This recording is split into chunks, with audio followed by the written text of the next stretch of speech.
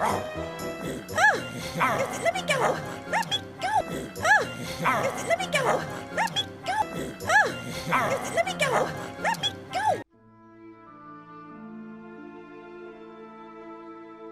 On April 15th, 1912, the RMS Titanic would go down in history. Get it? Go down?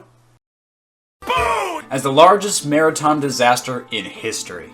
After striking an iceberg in the North Atlantic, the ship that everybody deemed virtually unsinkable went down with over 1,500 lives still aboard. Because of the sinking, the world of sailing changed forever, with new laws and organizations created to prevent such a great catastrophe from ever happening again. But little did we know that in the years of 1999, 2000, and 2004, tragedy would rear its ugly head once again in the form of these three terrible abominations. That's right, folks, it's time to talk about three of the most famous, or should I say infamous, animated movies of all time, the animated Titanic films. If you're a critic on the YouTube, then chances are you've at least heard or referenced these movies at some point in time. Hell, some of you have actually gone above and beyond the Call of Duty and actually reviewed one or all of these movies yourself. But I'm going to do something that no one else has ever done before. Oh yeah, I'm actually going to review all three movies at the same time. Do you want to know why? Because I myself am a I like a challenge. Yeah, that's what it is. Let's start off with the one that everybody else starts off with because, hey, why not? Titanic, The Legend Goes On. Released in Italy on September 15th, 2000, Titanic, The Legend Goes On would change the face of cinema forever. And what I mean by that is that this movie would beat cinema up so bad it makes the Rape of Nanking look like a pillow fight.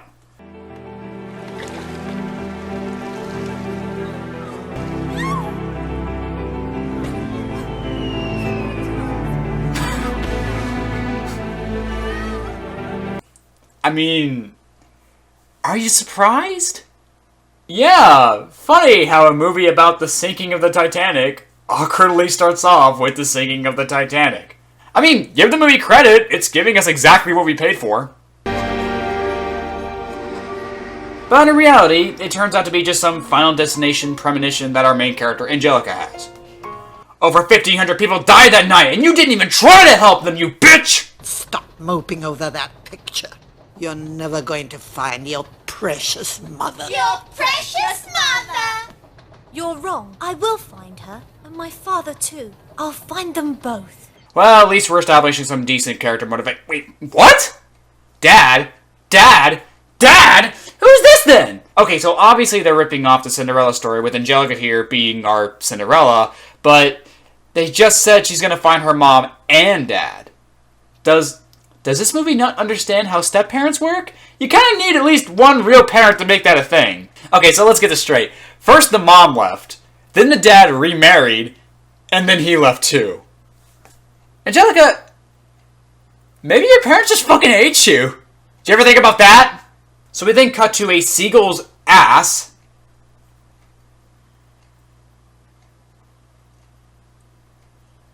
And then we see the Titanic. Immediately we then get to see what this movie is going for. And when I say that, I mean ripping off like a scab.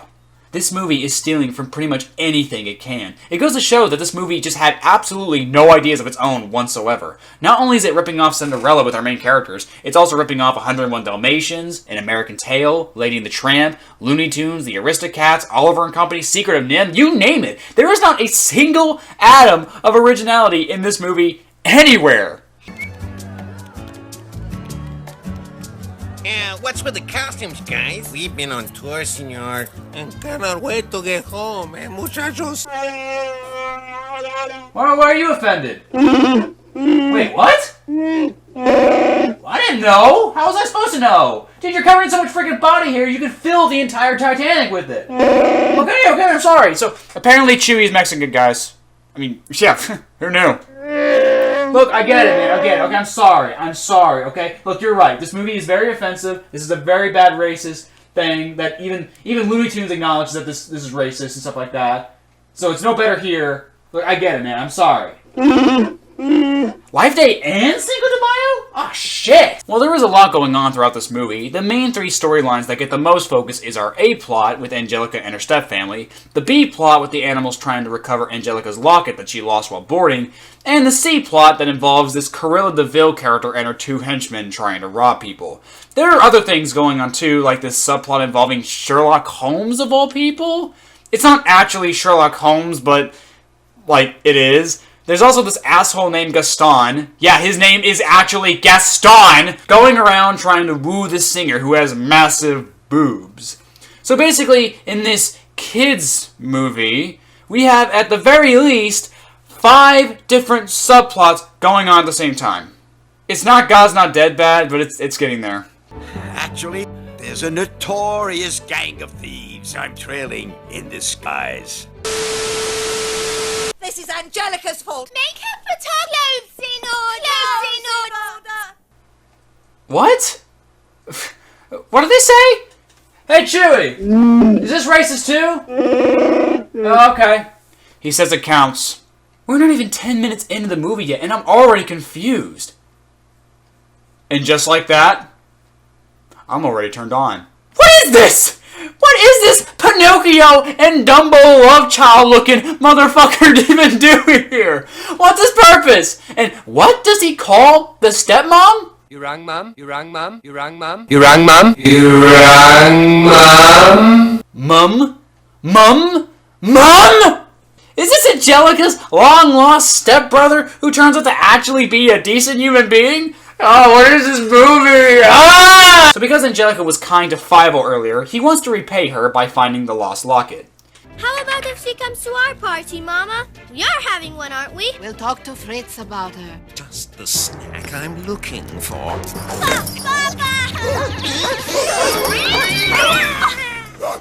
Jesus Christ, who even edited this shit?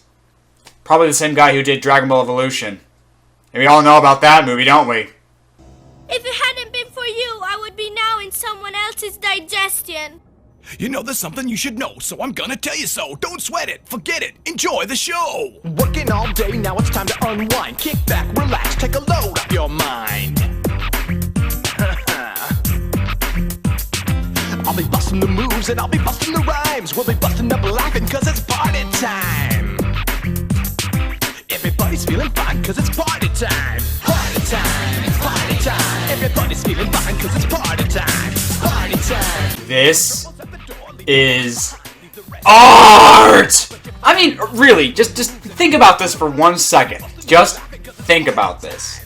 This is such a colossal disaster in its own right that it actually kind of comes full circle in a way, and then it becomes amazing. It's just absolutely astonishing.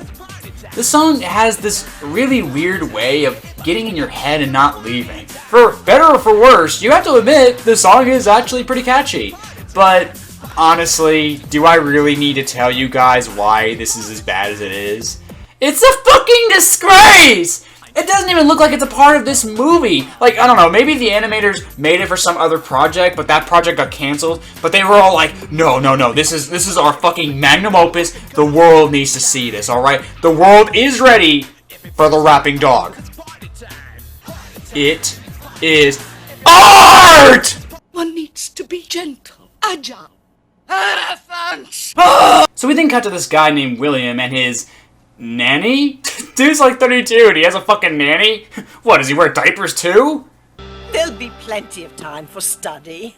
I know, you're right. I wonder if my little girl has had a proper education. Expect I'll never know. Oh, she lost her daughter a long time ago, guys. Huh. So Angelica lost her mom, and the nanny lost her daughter. Wow, that's quite interesting, isn't it? I'm sure it's just a coincidence. You humble secretary, even I could someday become perhaps even your boss. Yeah, if you don't need me, I think I'll take a stroll around the deck.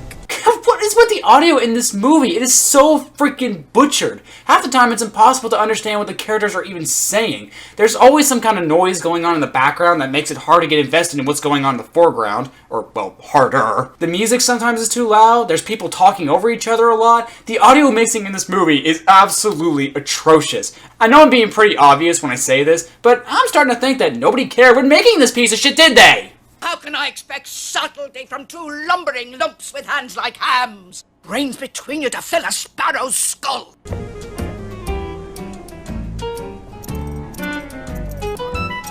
All these years and you still haven't learned. Psst. Watch out for a couple of weirdos, a kind of crazy red-haired cat and someone I hesitate to call one of us, more like a bat than a dog. Huh? What? What are you talking about? Do you even know these guys? Why are you making that face? Oh dear God, please stop making that face. So after some more hijinks involving the criminals, Angelica and William finally meet each other, and Angelica makes this really weird pose. Huh? Like, what emotion is this supposed to portray? Surprise? Horror? Seduction, maybe? What? I bet you look ravishing in this. It's not mine. Whoa, dude! At least ask if she has a disease or something, okay? It's the 1910s, anything's possible. So we then cut to this random-ass mouse who's trying to get food for the party that all the animals are throwing down below. And we then get... Just watch. So, what have we here, huh?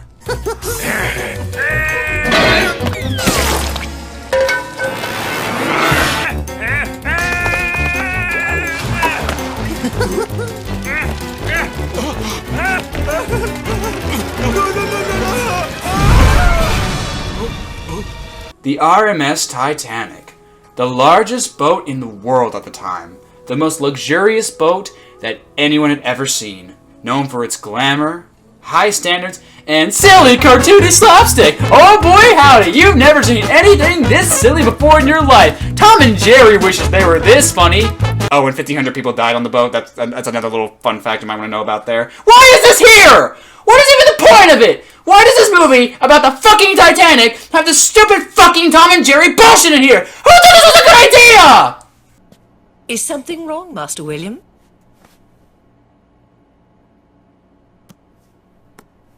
I met a sweet, charming girl. I don't know who she is, or even what part of the ship she's in. Her eyes were like, oh, Nanny, I think I must be going a bit soft in the head. I know what's wrong with you. Yeah, I do too. He looks like he needs a good changing. Yeah, you might want to get on that, Nanny. So William finally meets up with Angelica again and asks her out to this gala that's happening later that night. Angelica wants to go, but unfortunately she has nothing to wear. One thing you'll notice with the scene is that it's actually animated okay in this. A lot different than the rest of the movie. Like, almost like somebody actually gave a shit and wanted the scene to look good. Buddy, you're animating for the animated Titanic movie. Maybe you should save that effort for something that actually deserves it. What did my foster mother say? And Bernice? And Hortense? I wouldn't worry about them. Yes, because I've killed them already. I chopped their heads off and stuffed them into your mattress. Good luck explaining that to the officers. So the animals find Angelica's lost amulet, and it is revealed that that Gaston guy gave it to the girl with the huge tits in the hopes of winning her over. They give it back to her, but Jeremy from the Secret of Nim tries to keep it for himself. Go out and get your tuchus out there. Oh, would you look at that? A disease-ridden animal just fell through my vent. How nice. So the gala begins, and William has a flashback to all of the moments that he and Angelica share together. Yes, all two of them. This flashback actually lasts longer than the accumulated time that these two have actually shared together. There's also the fact that they've shared a whopping 6 to 7 lines of dialogue together, and that's it. And this movie actually wants me to believe that it's true love? It'll be true love when the movie decides to bring the rapping dog back for an encore! That is when this movie was a cinematic masterpiece! But all this romantic bullshit and stuff? It's mostly just stupid and boring.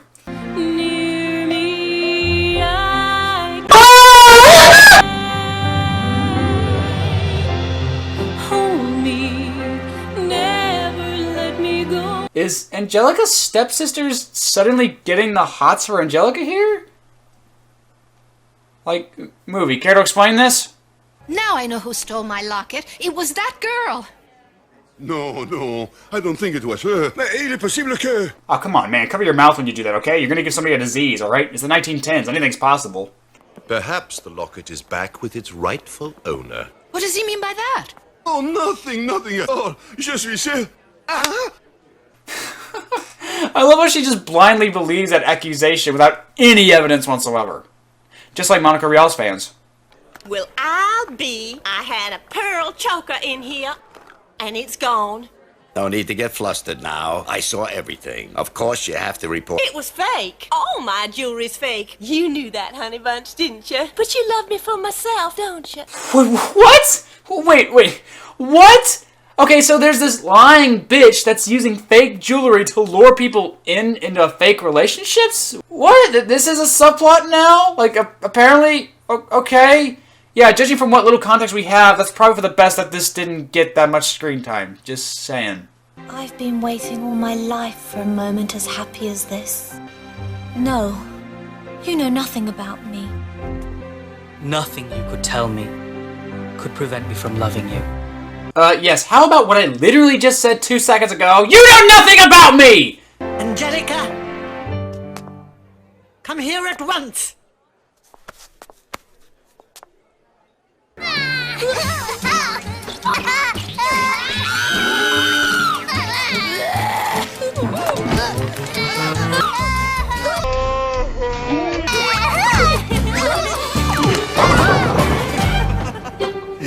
What the fuck is this? Okay, guys, that's it. I am done. I have waited long enough.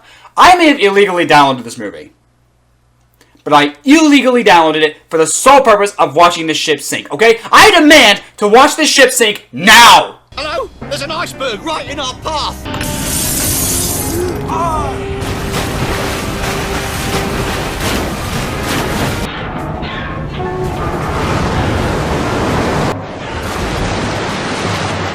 Lower the lifeboats.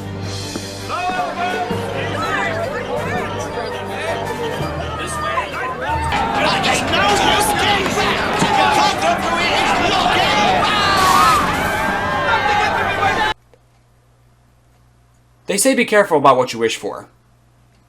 But that does not apply to this right now, okay? I got exactly what I wanted.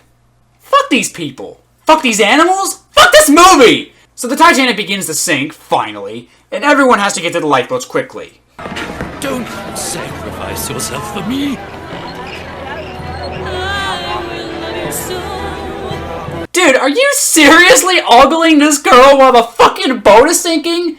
Dude, fuck the pussy! Oh wait, no, hang on, shit. Don't fuck the pussy! So Angelica and William get separated, and it's believed for a little while that William actually went down with the ship. Now, give this movie a little bit of credit. It, at the very least, does acknowledge that people did in fact die in the sinking. That gold digger lady and her new boyfriend, the big-titted singer, the band, the captain, all of them do in fact die in this movie. The reason I bring this up is because the next two movies actually will go out of their way to pretend that nobody died in the sinking.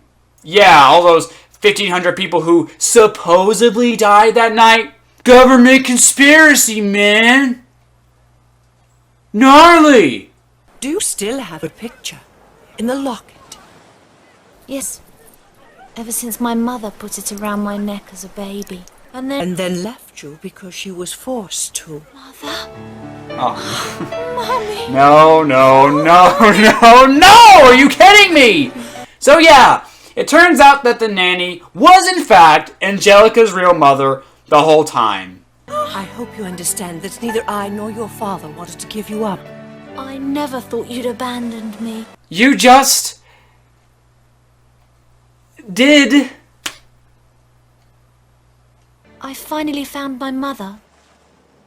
Only to lose William. William? You know him. I brought him up and gave him all the love I wanted to give you. I love the way that she says that. Yeah, I raised him, but not you. Angelica, I was right. Your parents fucking hated you. But wait, what's that in the water? Could it possibly be? It's not him. Oh, well, fish gotta eat too, I guess. Seriously? The entire point of this Sherlock Holmes character being in the movie was just so we could have this fake out scene near the end of it? You know what? I take everything I said back about this movie. This movie is an underrated gem, and anybody who disagrees with me can go fuck themselves. Oh, what, you think that fucking 1917 was a good movie? Get the fuck out of here with that bullshit. You have no taste. You have no taste! Oh, of course, they find William, and he's perfectly fine, and they supposedly live happily ever after. Wait a minute, where are you going? The movie isn't over yet. Don't you want to know what happened to everybody? Fuck no! This movie was trash! Fucking trash! And yet, we're just getting started, aren't we? Next up, we have The Legend of the Titanic, which was also made in Italy. Interestingly enough, this movie actually came out on April 17th, 1999, making this one technically the very first animated Titanic movie. Yeah, everybody just assumes that this one is the first, all because Doug Walker reviewed it first. Yeah, way to do your research there, buddy. The movie starts off with an old mouse telling his grandkids about the story where he survived the Titanic and drops quite the fact bomb on us. The truth of the matter is that those missing persons were never really missing. It's all a misunderstanding. Woo! This is gonna be good. So, yep. It turns out that all those 1,500 people who died on the Titanic was just a misunderstanding, just a big misunderstanding. Everybody just has their facts wrong. Yeah, all those SOS messages, all the missing people who never turned up, the bodies floating in the water that were recovered eventually, and, oh yeah, a giant fucking boat that hundreds of witnesses, some including officers of the British Navy, saw going down with over 1,000 people still on board. Oh, just a misunderstanding. Yeah, just a big misunderstanding. Yeah, it's just a big conspiracy, man. A big government conspiracy. It's all a hoax. Just a big flat lie from the British government. They're just hiding something, man. We gotta discover the truth. I know the rest of the world is falling apart right now, but are you okay, Italy? Like, do you need help? Blink twice if you need help. So the old mouse, named Top Connors of all things, decides to fill us in on how the misunderstanding actually happened. We arrive back on April 10th, 1912, where the Titanic sets sail, and here we get a shot-for-shot rip-off scene from the James Cameron movie. Yeah, I expect this movie to do a lot of that. I will say this, though. The animation in this movie is a vast improvement over the last one. I mean, it's nothing special or anything like that, but it does have a nice Saturday morning quality to it. It does got some nice, decent line work, a good color palette, and even some of the background designs of these mice aren't half bad. I know this movie feels like an acid trip, but at least it's a pretty acid trip, and at least it's consistently good compared to the last movie.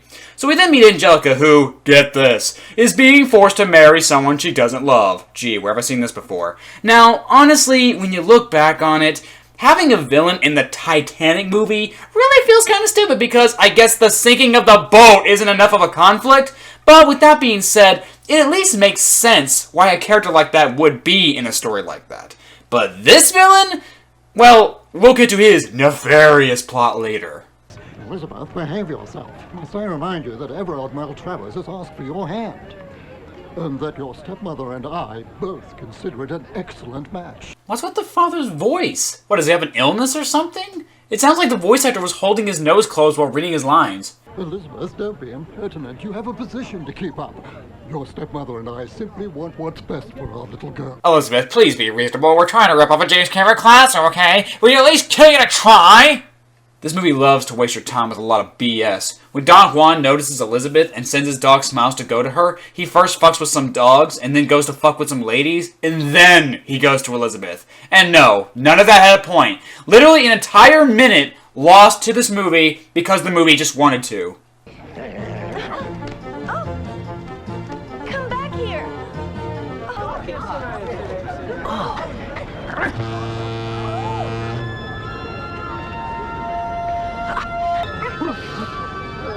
What a heavenly fragrance. Oh yeah, buddy. Oh, I smell like us. Smell like us. Oh yes! I'm very sorry, sir, but the animal must be kept on a leash. My good man, you happen to be addressing Don Juan Tenorio, Diariarte Gonzalez Leon. But Prince does not travel with animals, you imbecile! Jeez, what a bunch of assholes! The guy was just doing his job and they fucking berate him for it. And then, to throw salt in the wound, the dog fucking pees on him!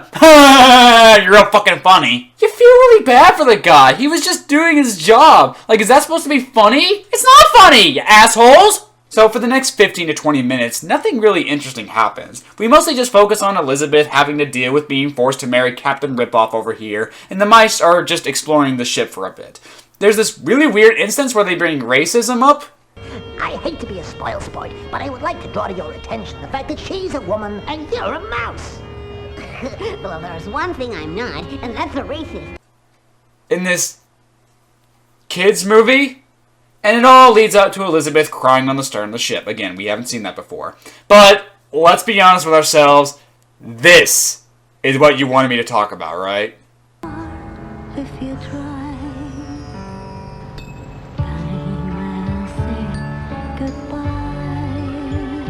What's her name?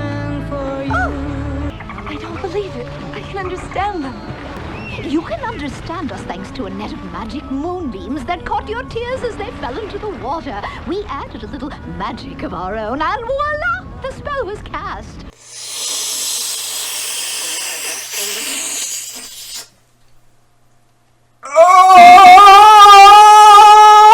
So yeah, talking animals, magic moonbeams, evil jailer sharks, giant fucking octopuses, and all of this just so we can have a propaganda ad about whaling. Okay? I mean, look, the whales are important, okay? They really are. All animal species are important. They play a very important role in our ecosystem. But, you know, guys, you know, you can make a movie about the whales if you want to. You really can. Without shitting all over one of the greatest maritime disasters in history! It's possible! I mean, like, Chewie, it's possible, isn't it? It's possible, right? Fuck yeah, it's possible! I mean, come on! Last Jedi did an animal thing! Fuck! I mean, granted, that's not a good example, but you get it! So, follow along if you can, and if you can't, it just means you're not high enough. So, the dolphins warn Elizabeth that Vandertilt, the eye patch guy who sounds like Seto Kaiba of all people... There's nothing in the world that counts besides money and power. Everything else is simply there to be used to achieve those objectives. That he plans on hunting the whales to extinction.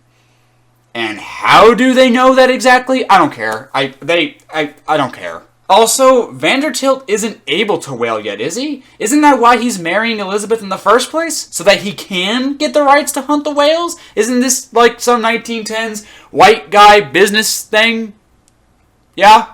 He's not hunting them yet, so why would the dolphins say that? If anybody's hunting them to extinction, it'd be Elizabeth's father. He has the rights. He's the real villain of this movie. Get him! Oh, by the way, did I forget to mention that the rules of the magic moonbeams are actually pretty inconsistent? In order to talk to the dolphins themselves had to use magic of their own mixed with the magic moonbeams. So first of all, the moon is just always shooting magic out. That's probably cancer you're getting. Secondly, the dolphins are magic too? Why don't they just use that magic themselves to save the whales? Why do they need Elizabeth's help?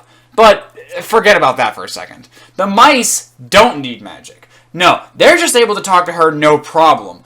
Also, you have the dog Smiles, who can talk in this movie, but he can't talk to people for some reason. Sometimes I just lose sight of the fact that not all creatures are created equal. Yeah, but for a movie, the rules need to be equal, otherwise it just gets confusing. So Elizabeth decides to tell her father that she doesn't want to marry Vandertilt, and he's like, oh, well, okay. Yeah, he's just like super chill about not forcing his daughter to marry someone she doesn't love anymore. Seriously, all that planning and stuff, and she just comes in like, I have absolutely no intention of marrying Everard. And then he's like, oh, you don't want to marry him. Oh, fuck me? Oh, fuck me? Oh, okay. Alright, you're the boss. Oh, but speaking of fuck me... Oh, fuck yeah, the club's back! Oh! So the mice and dog, just knowing that Elizabeth and Don Juan... Fuck it, I'm calling him Donnie... are in love with each other, despite them not even sharing one word of dialogue to each other yet, decide to bring them together, and yeah, it's bland, stupid love at first sight. And because this is such a big deal... all of the mice who have been hiding from the humans this entire trip decide to come out of hiding and have a party right in front of everyone. What's that? This is the weirdest shit you've ever seen? Oh, trust me, it gets weirder.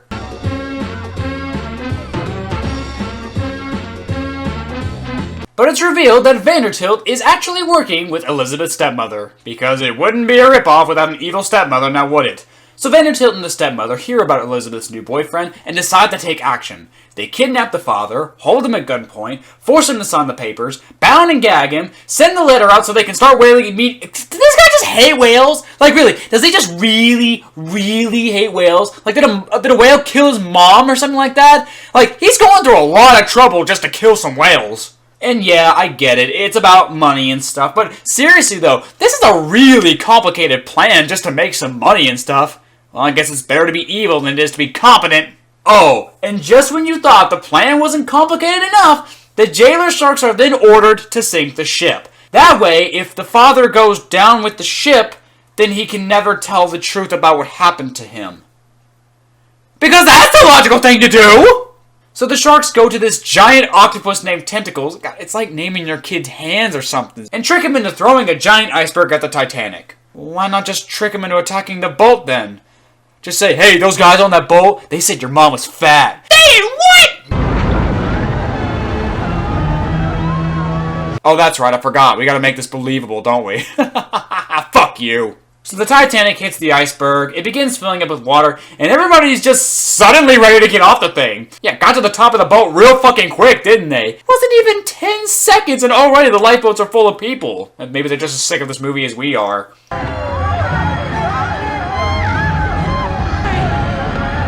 Get the fuck alive, bitch! So because the whales were in danger, in order to prevent a message being sent to Vandertilt's people, the mice actually cut the wires to the ship so that way they can't send messages. And now the boat can't send an SOS. Oh, but it's okay, because this guy will use his mustache to save the day.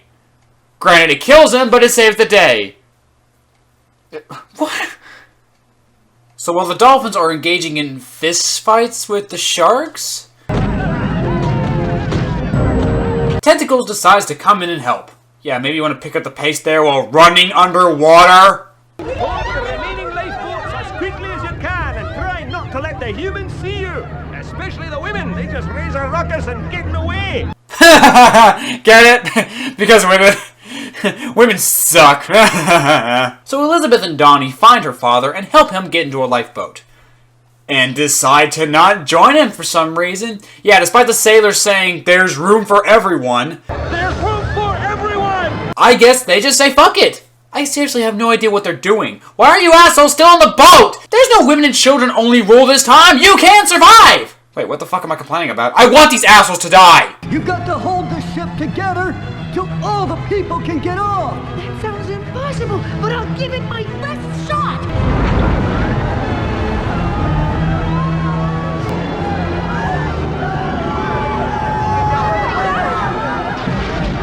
Yeah, I'm sure that's not killing anybody. Tentacles' giant tentacles is totally not crushing anybody underneath its massive weight or anything. Wouldn't he just pull the boat down under faster? What am I even talking about? This movie has fucking magic moonbeams and bullshit like that. I think real world physics went out the fucking window a long time ago.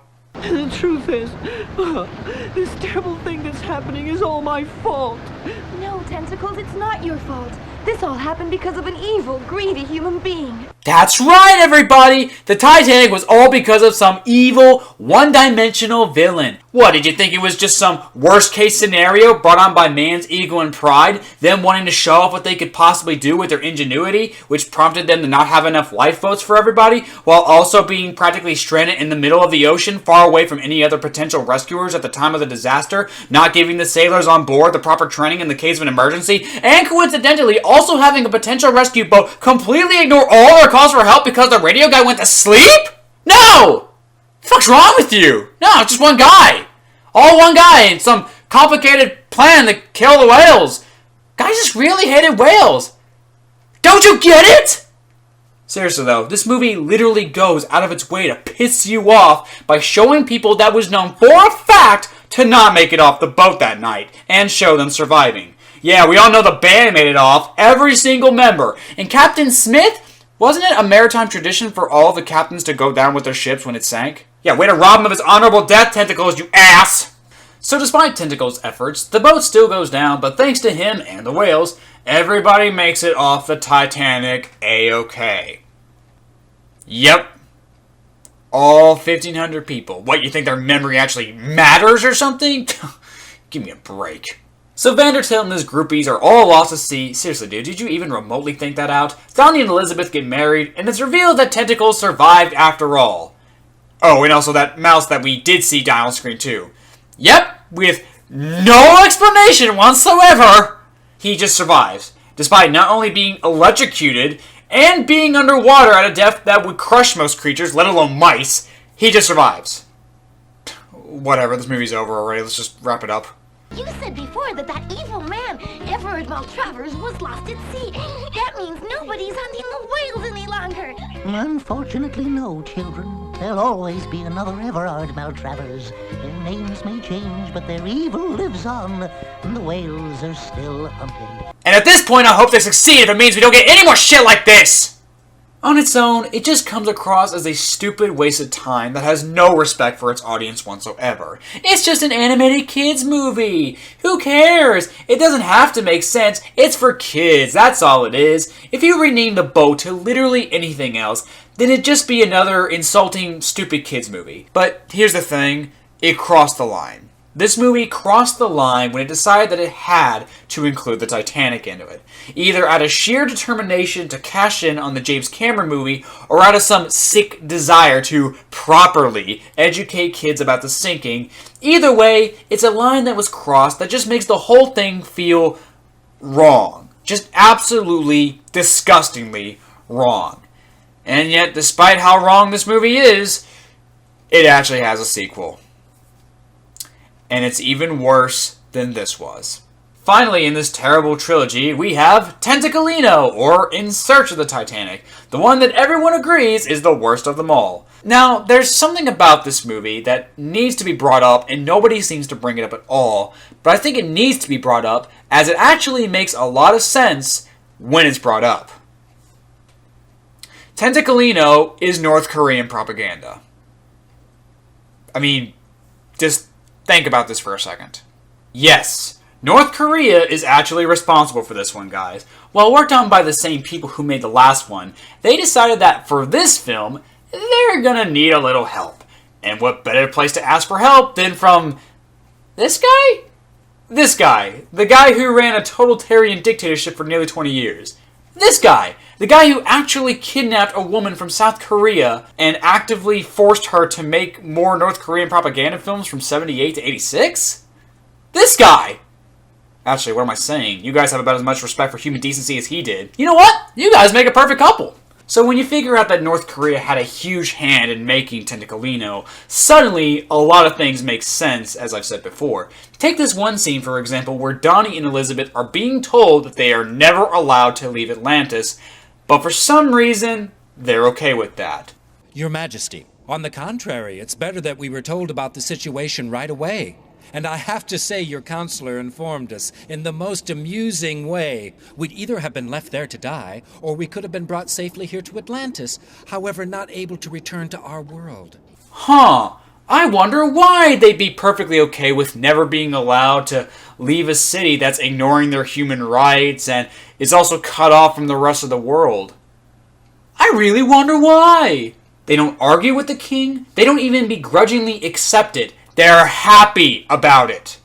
Then you have the rats of Atlantis that want to escape, and for some reason, these guys, the guys that want to escape Atlantis, are seen as the bad guys. Again, I wonder why. Replace Atlantis with North Korea. Voila. Suddenly, it clicks. Everything clicks. I'm not sure exactly why no other reviewer has brought this up yet. Like, maybe they didn't know, or maybe they just thought it didn't matter, but I think it does. I think it does because, like, we know what North Korea is. We know what it's capable of. We know what it's doing. As of right now, it's a totalitarian dictatorship. There's no freedom of the press. There's no freedom of religion. Yeah, you have no freedom of speech there. You say the wrong thing, you could die. You can die for it right then and there, on the spot. No trial, no debate, just bullet in the head. You're done. You're done. And yeah, that makes me think maybe the people behind this movie maybe had a gun pointed to their head or something. I don't know. I mean, okay, I have no concrete evidence that proves this, but considering what North Korea is both capable of and has done in the past before, it wouldn't surprise me. So I'm going to go into this movie with that in mind, that the people behind this movie were forced to make it. Now, obviously, the same people from the previous movie are on this, so yeah, not everyone is like this. Clearly, some people are very proud of what they made here. I'm sure North Korea is definitely very proud of it, but a lot of other people probably weren't too happy, but were kind of forced to make this. Again, we know what North Korea is capable of, so I'm going to go into this movie with that in mind. Alright, so I'm going to cut it a little bit of a break in that regard. In the regard that these people probably would have died if they didn't write their characters like this. Just saying. Anyway, let's get into it. So the movie begins about 3 years after the events of the last one, where our main characters return, hoping to find the Titanic. Here we see they have a bathysphere? Something that won't be invented until at least 1930? This is literally the least of our problems, so I'll allow it. So our main characters from the last movie, this includes both humans and animals, were chosen to help find the Titanic because I guess gypsies and rich white girls are perfect for the job! I don't think Robert Ballard needed anything like that when he found the Titanic in 1985! So one thing you'll find interesting with this movie is how they kind of threw away the moonbeam rule. Whereas in the last movie, it couldn't really decide how the magic worked, what animals it worked on, and which animals could or couldn't talk. In this movie, though, people can just understand animals. Yeah, they just talk like you and I. Well, it's only normal there are sharks, Smile. We're at sea. This is their home. Well, okay, you got a point, but I still don't like them. I'll admit that does make things a little less confusing in the long run, but man, couldn't you find voice actors that sounded just a little like the ones in the last movie? You're right on that, my friend. Sometimes I just lose sight of the fact that not all creatures are created equal. Well, okay, you got a point, but I still don't like them. They're untrustworthy and nasty things. Don't worry, there's nothing wrong. I just feel like being on my own for a while. Thinking about that beautiful girl. Do you think I'll see her again? Well, it's only normal there are sharks, Smile. We're at sea. This is their home. Honestly, there really isn't anything to worry about. It's a pleasure to meet you, Stella. Top Connor is at your service. Oh, thank you, Ronnie. That's very kind of. Absolutely. There is something definitely wrong here, and we're in trouble. Trust me, it's really big. Why does Top Connor sound like a little girl now? What, did he lose his sack somewhere in the last 3 years? At least he's not losing his sanity like I am. So the sharks in the last movie are also back, and Yo, look at my teeth. They're so sharp and white and neat. Oh, God. Some terror. Once they should, I make no error.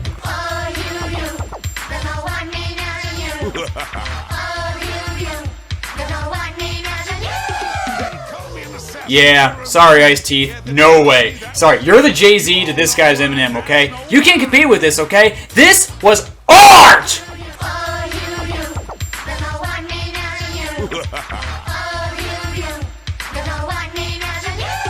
Does anyone understand what the claims are saying? Maybe it's some secret North Korean message to the audience.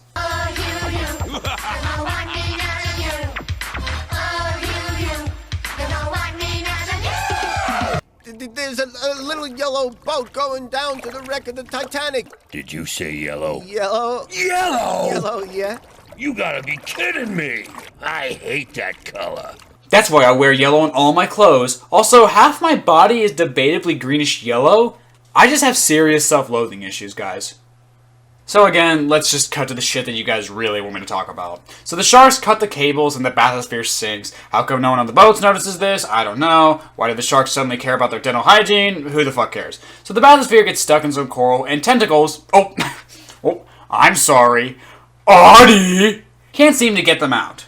Why doesn't he just destroy the coral? For someone of his immense strength, it shouldn't be that hard. Oh, but it's okay, because Captain Planet and his Atlantean guards show up to save the day. Stop that, Artie! What you're doing is useless! Man, Captain Planet hasn't gotten any decent work since Cartoon Network fired him for being an obnoxious twat. With the little air that's left, there will not be enough for them to survive back to the surface. We'll give them breathing apparatus and take them to Atlantis. If you can give them breathing apparatus, then why not just take them to the surface anyway? Oh, that's right, I forgot, because Atlantis is the glory land. That wink wasn't a good thing. Don't misconstrue it. So Captain Planet and his forces, and yes, I am calling him Captain Planet, I mean, just look at him, arrive outside of Atlantis when Smiles wakes up. Help! I'm dead! Come help me! Help me! This isn't happening! No, I'm dead! And you're taking me to doggy hell. Doggy hell, North Korea. It's all about the same thing if you really think about it. They've arrived safe and sound and they're taking the treatments. Oh, amazing! Oh, fucking shit, fuck shit, fucking shit! Fuck shit! So this thing named Pingo is planning to throw a party because our main characters are now trapped forever in North Korea, Atlantis. They could have died, or they could have been brought here, where they'll have to stay for the rest of their lives. Of course, when they realize that we're giving them the elixir of life, and they'll never grow old again, they'll just want to thank us and celebrate forever. Yeah, because if there's one problem that North Korea Atlantis has, it's that when people die from torture, they end up actually dying from it. But if they can live forever, that means they can suffer forever. This is the secret city of Atlantis. It's incredible. What a wonderful place! Are you sure? Because it just looks like a waiting room for a doctor's office, if you ask me. Go and get things ready, immediately. Get what ready? Calm down. Me? Yes. Yeah, bitch, shut your mouth! We do not question our glorious leader here! So Captain Planet brings them the elixir of life that makes our characters immortal. Let's drink a toast to our friends of Atlantis, to whom I am eternally grateful for having saved us. There is no war in North Korea. There is no war in North Korea. There is no war in North Korea. You're right. I'll take one. What's with the audio in this movie? It's so weird how quiet it gets sometimes. Don't get me wrong, I love quiet moments in animated movies, but this is so, I don't know, just eerie. Almost like it's a horror movie or something. So Captain Planet takes our hostages to the party, where it is then revealed that Pingo has also taken all of the toys from the Island of Misfits hostage too. Here you will be able to live in peace and serenity. I don't like the sound of that. It's like one of those things you see written on a tombstone. I hope you will appreciate this very special, very personal welcome I organized myself. You know what? There's something very fishy going on here, guys. Oh, now you're getting a bad vibe from this place? He must have the instincts of a 2-year-old.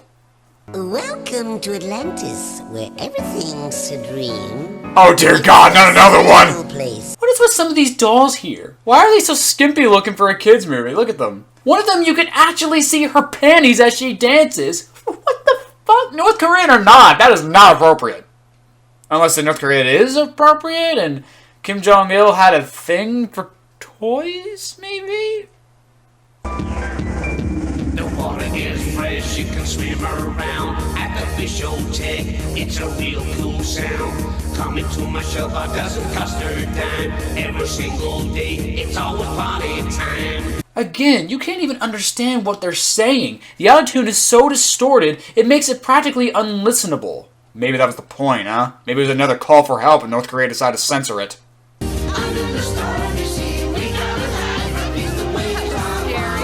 Up there. You can't go back. A week has now passed since the A week? How? Oh wait, are you fucking kidding me? Not just with this whole week thing, I'm talking about the entire movie as a whole. In all probability, they have ended up at the bottom of the ocean, along with the mythical Titanic. You heard it right there, folks. The mythical Titanic. That's right. North Korea and Italy actually think the Titanic was a mythical event. Yeah, it's just bullshit West propaganda, like 9/11 or Trump's presidency. So yeah, like I explained earlier, our main characters are perfectly okay with being trapped here forever, because why question perfection, am I right? Only an American capitalist pig wouldn't understand. So while Smiles experiences puppy love, hey, the mites end up meeting some rats who want to escape Atlantis. This, of course, makes them the bad guys, because they don't seem to appreciate what they have here. What's the password? It's power to the rats. Correct. Huh? Who are these?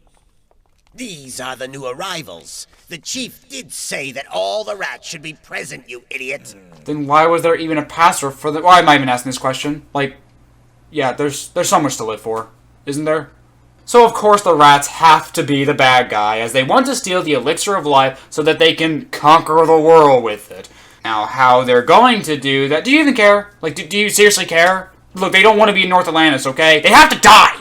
So the mice decide to tell the glorious the king, about the rats, and is it just me? Or does he look like Palpatine if he was really into St. Patrick's Day?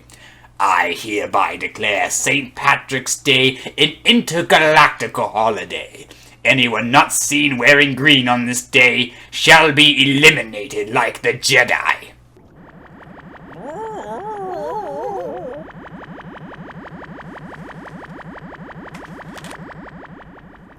How'd he do that? Tell me how he did that. No! Be quiet, you two. He's using his powers, and he doesn't want to be interrupted. Sums the whole movie up in a nutshell, doesn't it? Hey, can you explain what's going on? No! Well, come on, I just want to know what's going on.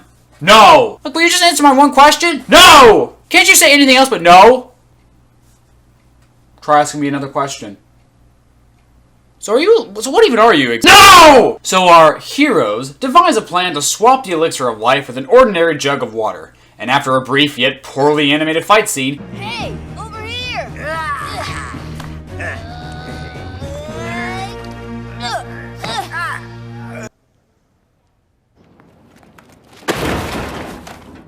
The king then mobilizes his army? What? Why would you do that? Why not just let them go? Oh yeah, did I forget to mention that the sharks and Vandertilt are also working with the rats for some reason? Don't ask any questions, or you'll just get shut down like a little bitch that you are! Mermen, mermaids, rats from Atlantis? What are you writing about, Jeffrey? Have you been drinking by any chance? Well? No, I just wish I had been. So the Atlantean army attacks the sharks and rats, and dear lord, if this doesn't confirm you took too much weed, then nothing will. Watch what you're doing, Smile. His Majesty gave the order to be careful and not to hit anyone. Then why did you give him a gun if he's not supposed to fucking use it? Hell, why is everyone else using weapons when they're not supposed to fucking use them? Why'd you even mobilize in the first place? So the Atlanteans shoot missiles that actually shoot lasers that don't kill people, but instead simply wipes their memory and yet also destroys their submarines.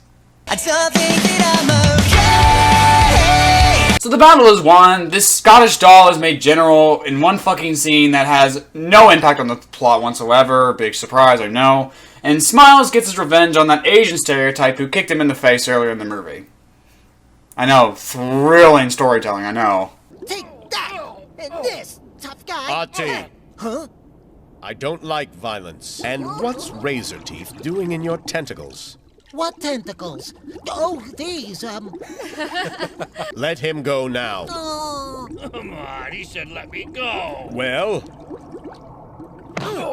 All right. Jesus, is it just me, or is Audie kind of a sadist? I mean, sure, I get Razor Teeth as the bad guy and everything, but Audie here is literally torching it. Oh, yeah, I remember now. So we find out via magical windows and shit, again, don't ask questions, your glorious leader doesn't like that the rats of Atlantis tried to show others the power of the elixir of life by drowning another rat who didn't take the elixir before? Why didn't they just jump into the water themselves? They already took it. I get that they have the wrong flask and everything, but still, kind of weird and even sick to try this, don't you think? So the rats are locked up in this insane asylum, and we even get a fucking rape scene in this kids movie. Let me go! Let me go! Yeah, and it's revealed that they're going to be locked up forever. See, kids, this is what happens to you when you want basic human rights and freedoms. So Donnie and Elizabeth are given their own island where they can live forever despite not actually doing that much in the movie. Yeah, despite being the main characters, they don't really do much in terms of story. There's no character arcs between them, no growth at all. All they literally do is just stand around and watch everything unfold in the background. I think I gave more to this movie than these two did, and I'm not even in the movie, thank God. And, oh yeah, did I forget to mention that they rebuilt the fucking Titanic?